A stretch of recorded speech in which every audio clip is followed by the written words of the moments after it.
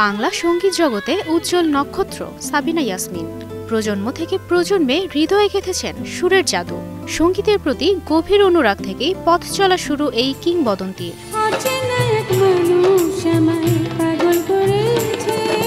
1954 সালের 4 সেপ্টেম্বর ঢাকায় জন্ম সাবিনা ইয়াসমিনের। শৈশব থেকেই নেন গানের তালিম।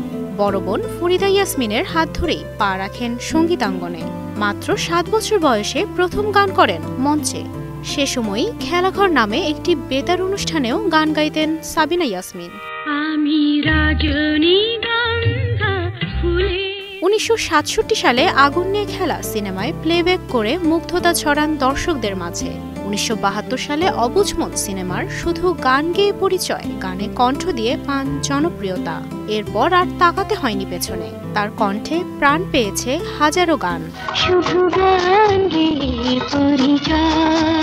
চলচ্চিত্রের পাশাপাশি গেয়েছেন দেশাত্মবোধক গানও।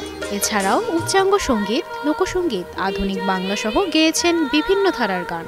নিজেকে প্রতিষ্ঠিত করেছেন সুরের সম্রাজ্ঞী হিসেবে। 21 পদক, স্বাধীনতা পুরস্কার সহ পেয়েছেন অগণিত সম্মাননা। অর্জন করেছেন 14টি জাতীয় চলচ্চিত্র পুরস্কার।